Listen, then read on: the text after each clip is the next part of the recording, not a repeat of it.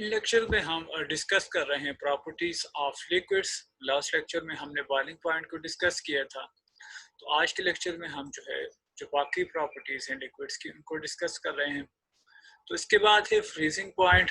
और freezing point क्या है बेसिकली, वो पॉइंट है जहाँ पर जो है वेपर प्रेशर ऑफ लिक्विड जो है वो इक्वल हो जाता है वेपर प्रेशर ऑफ सॉलिड का। ठीक है, वो पता है कि जो वेपराइजेशन हो रही होती है वो हर वक्त हो रही होती है। ठीक है, वेपरेशन जो है वो हर स्टेट में हर टेम्परेचर के ऊपर जो है वो हो रही होती है।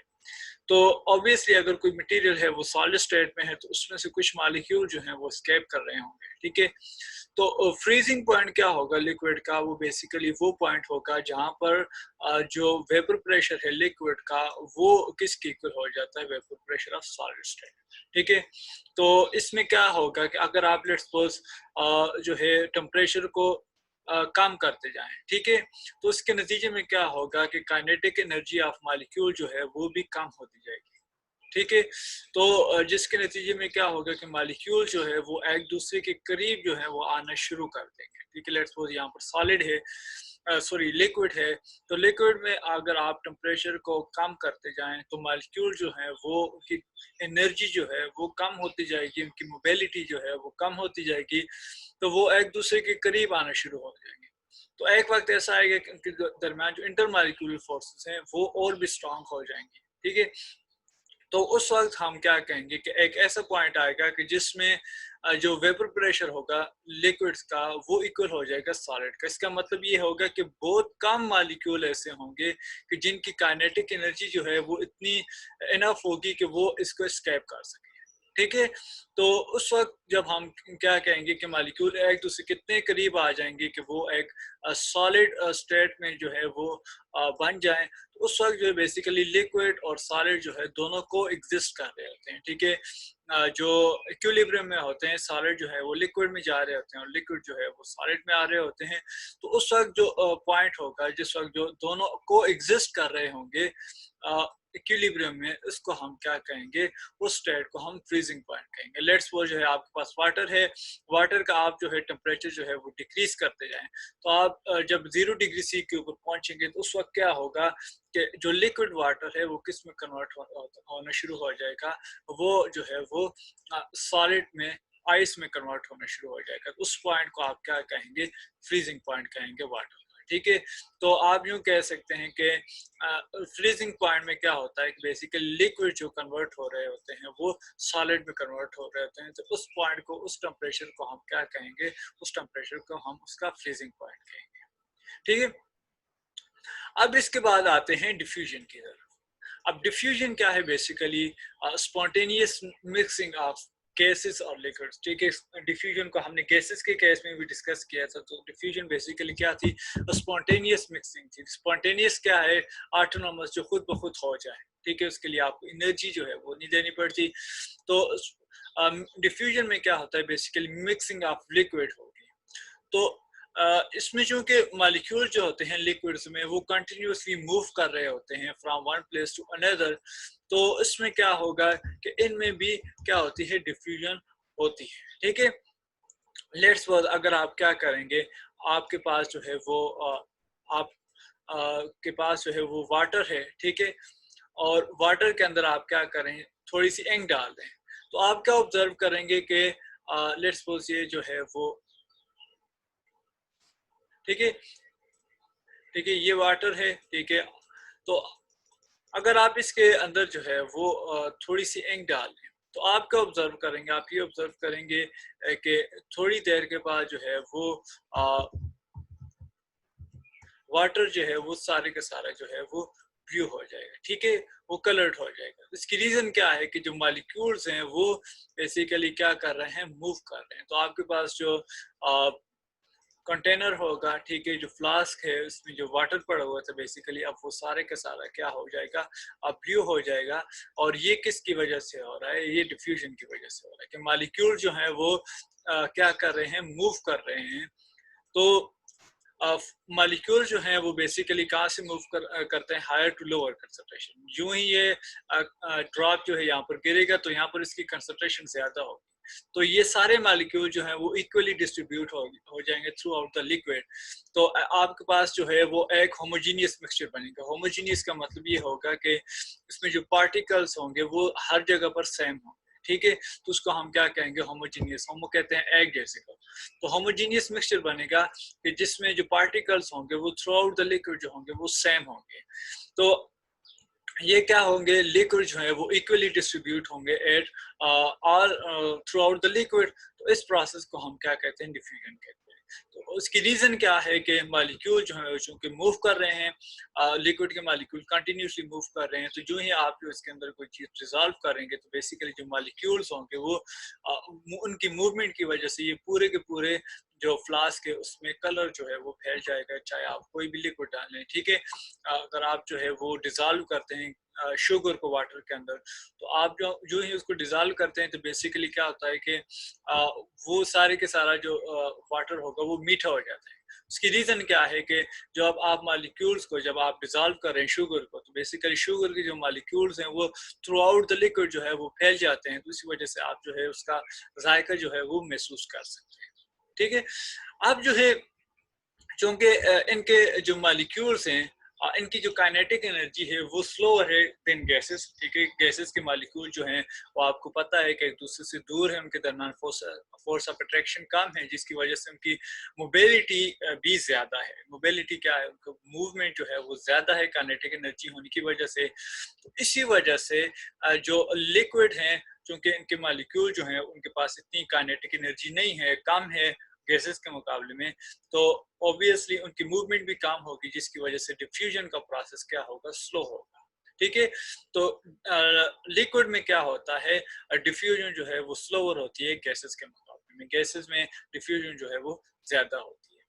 बट अब अगर आप क्या करें, इंक्रीज करें टेम्परेचर को, तो जब आप टेम्परेचर को इंक्रीज करेंगे तो बेसिकली आप क्या कर रहे होंगे, आप जो है मॉलिक्यूल्स की काइनेटिक एनर्जी को क्या कर रहे होंगे, ज्यादा कर रहे होंगे। तो अगर वो उनकी काइनेटिक एनर्जी ज्यादा हो रही है तो इसका मतलब क्या हो रहा है कि वो तेजी से मूव कर रहे हैं, जिसके दूसरे अल्फाज में हम ये मतलब लिख सकते हैं कि डिफ्यूजन का प्रोसेस भी क्या होगा, ज्यादा होगा। तो जब आप टेम्परेचर को ज्यादा करेंगे तो उसकी वजह से क्या होगा, डिफ्यूजन भी ज्यादा होगी। अब बढ़ते हैं इसके बाद मोबिलिटी। मोबिलिटी क्या किसे कहते हैं, फ्लूइडिटी को। आप लिक्विड्स में क्या एबिलिटी होती है, फ्लो करने की। जो ये आप वाटर को जो है वो सरफेस पर डालेंगे तो वो क्या करना शुरू कर देगा, फ्लो करना शुरू कर देगा। तो ये लिक्विड में चूंकि आपको पता है कि मॉलिक्यूल जो है बेसिकली एक दूसरे से दूर होते हैं, ठीक है, और इन द फॉर्म ऑफ फ्लेयर्स होते हैं, ठीक है। तो ये क्या करती हैं, इन द फॉर्म ऑफ फ्लेयर्स जो है मॉलिक्यूल जो है वो मूव करते हैं। तो इसको हम क्या कहते हैं, इनकी मोबिलिटी कहते हैं या फ्लूइडिटी कहते हैं, ठीक है, एबिलिटी टू फ्लो। तो ये बेसिकली डिपेंड किसके ऊपर करती है, ये डिपेंड करती है काइनेटिक एनर्जी ऑफ मॉलिक्यूल्स। तो अगर काइनेटिक एनर्जी ऑफ मॉलिक्यूल ज्यादा होगी तो वो तेजी के साथ फ्लो करेंगे। तो इसी वजह से जब आप किसी भी चीज का टेम्परेचर ज्यादा करेंगे तो बेसिकली क्या होगा, उसकी फ्लूइडिटी भी ज्यादा हो जाएगी। क्योंकि मॉलिक्यूल्स की काइनेटिक एनर्जी ज्यादा हो जाएगी तो उसके दरमियान जो मॉलिक्यूल्स की मोबिलिटी है वो भी क्या हो जाएगी, ज्यादा हो जाएगी। तो ये भी डिपेंड करती है काइनेटिक एनर्जी के ऊपर, ठीक है। अगर टेम्परेचर को आप कम करते जाएंगे तो ऑब्वियसली क्या होता जाएगी, उसकी मोबिलिटी भी कम होती जाएगी। जब आप देखेंगे आप उसको टेम्परेचर को कम करते जाएंगे तो जो लिक्विड होगा वो बेसिकली सॉलिड स्टेट की तरफ जा रहा होगा, ठीक है। सॉलिड स्टेट में क्या होता है कि मॉलिक्यूल जो है वो एक दूसरे के साथ लॉक्ड होते हैं, वो फ्लो नहीं कर सकते। तो जो आप टेम्परेचर को कम करते जाएंगे वो लिक्विड से सॉलिड की तरफ बेसिकली आ रहा होगा, मॉलिक्यूल्स की काइनेटिक एनर्जी कम हो रही होगी, जिसकी वजह से जो मॉलिक्यूल्स की मोबिलिटी है वो भी क्या हो रही होगी, कम हो रही होगी। लेकिन जो ही आप टेम्परेचर को ज्यादा करेंगे तो काइनेटिक एनर्जी ऑफ मॉलिक्यूल जो है वो ज्यादा हो रही होगी, जिसकी वजह से क्या होगा कि उनकी मोबिलिटी या उनके फ्लो करने की सलाहियत भी क्या होगी, ज्यादा होती जाएगी। अब जो लास्ट प्रॉपर्टी है बेसिकली इनकी वो क्या है, वो है डेंसिटी, ठीक है। डेंसिटी क्या है, मास पर यूनिट वॉल्यूम, ठीक है। तो डेंसिटी क्या है, मास पर यूनिट वॉल्यूम के एक यूनिट वॉल्यूम में कितना मास है किसी भी सब्सटेंस का, तो उसको हम क्या कहेंगे, जो है वो उसकी डेंसिटी कहेंगे। लेट्स सपोज जो है हम डिस्कस करते हैं दो सब्सटेंसेस को, ठीक है। हम पहले गैसेस को लेते हैं, फिर जो है वो लिक्विड को लेते हैं।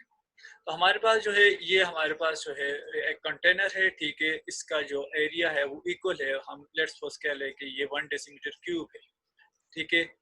और ये जो है ये भी उतना ही वॉल्यूम है, ठीक है। आपके पास जो है 2 ग्लास हैं, ठीक है। उनका जो वॉल्यूम है वो दोनों का बराबर है, सेम जो है वो ग्लासेस है। तो आप क्या कर रहे हैं, आप जो है एग को खाली छोड़ दें, ठीक है। उसके अंदर जो है आप कोई फ्लूइड ना डालें। तो बेसिकली उसके अंदर क्या है, खाली नहीं है, बेसिकली वो उसके अंदर जो एयर मौजूद है, एयर के मालिक्यूल जो है मौजूद है, ठीक है। अगर एक खाली ग्लास पड़ा हुआ है टेबल पर, उसका मतलब ये नहीं है कि वो खाली है, उसके अंदर जो है वो हवा मौजूद है, एयर के पार्टिकल्स जो हैं वो मौजूद हैं, ठीक है, मालिक्यूल मौजूद हैं। और दूसरे को आप क्या करते हैं जी, दूसरे के अंदर जो है वो आप लिक्विड डाल दें। लेट्स सपोज आपने इसके अंदर जो है वो वाटर डाल दिया, ठीक है।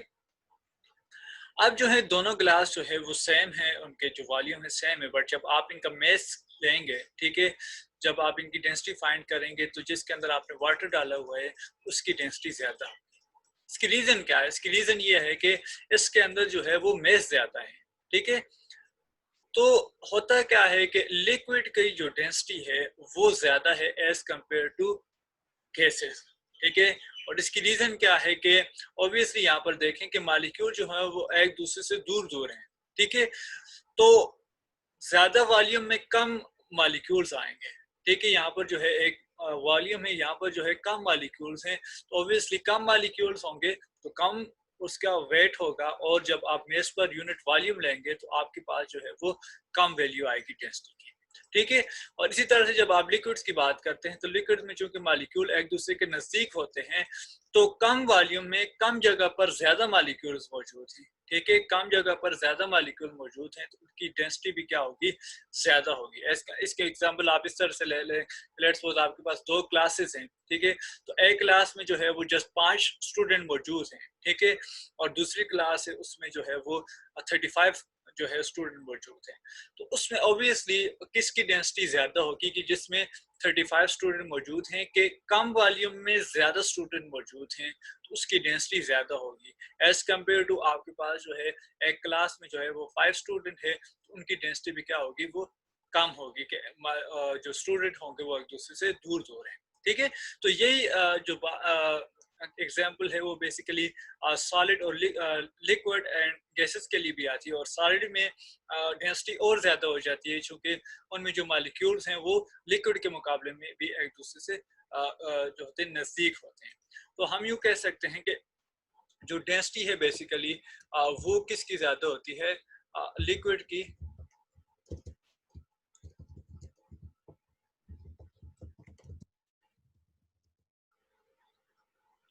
वैल्यू होगी डेंसिटी की वो हायर होगी देन गैसेस, ठीक है। गैसेस के मुकाबले में इनकी जो डेंसिटी की वैल्यू होगी वो ज्यादा होगी। और ये भी बेसिकली डिपेंड करती है टेम्परेचर के ऊपर भी, ठीक है। टेम्परेचर के ऊपर किस तरह से डिपेंड करती है, लेट्स सपोज यहाँ पर जो है वो अगर आप यूँ कह लें कि ठीक है। और दूसरा टेम्परेचर और इसके साथ साथ जो है वो इंटरमॉलिक्यूलर फोर्सेस की बात की जाए, ठीक है। टेम्परेचर में आप यूँ कह लें कि उनके दरमियान जो काइनेटिक एनर्जी जो है वो ज़्यादा होती जाएगी, तो वो क्या करेंगे, मॉलिक्यूल जो है वो स्केप करना शुरू कर देंगे, जिसकी वजह से उनकी डेंसिटी जो होगी वो कम होना शुरू कर जाएगी। और दूसरी बात ये है कि इनके दरमियान जो है इंटरमॉलिक्यूलर फोर्सेस, ठीक है। इंटरमॉलिक्यूलर फोर्सेस में क्या होगा कि अगर इंटरमॉलिक्यूलर फोर्सेस स्ट्रांग होंगी तो उसके नतीजे में क्या होगा कि मॉलिक्यूल जो है वो एक दूसरे को ज्यादा अट्रैक्ट करेंगे, ठीक है। यहाँ पर देखें गैसेस में कोई अट्रैक्शन नहीं है, तो मॉलिक्यूल एक दूसरे के से दूर हैं, ठीक है। जब आप लिक्विड की बात करेंगे तो लिक्विड में जितनी ज्यादा इंटरमॉलिक्यूलर फोर्सेस होंगी उसकी डेंसिटी उतनी ही ज्यादा होगी। और दूसरा जो फैक्टर है वो डिपेंड करता है कि जो मॉलिक्यूल्स हैं उनका जो वेट है, जो मॉलिक्यूलर वेट है वो कितना है, ठीक है। तो ये दोनों चीजें जो है वो डेंसिटी को मेजर करती हैं। तो जनरली क्या है, जनरली ये है कि इनकी जो डेंसिटी होती है लिक्विड की वो ज्यादा होती है गैसेस के मुकाबले में, क्योंकि मॉलिक्यूल जो है वो एक दूसरे से नजदीक होते हैं। और दूसरी जो है वो डेंसिटी डिपेंड करती है इंटरमॉलिक्यूलर फोर्सेस के ऊपर, ठीक है। तो ये कुछ प्रॉपर्टीज थी हमारे पास डेंसिटी की लिक्विड्स की।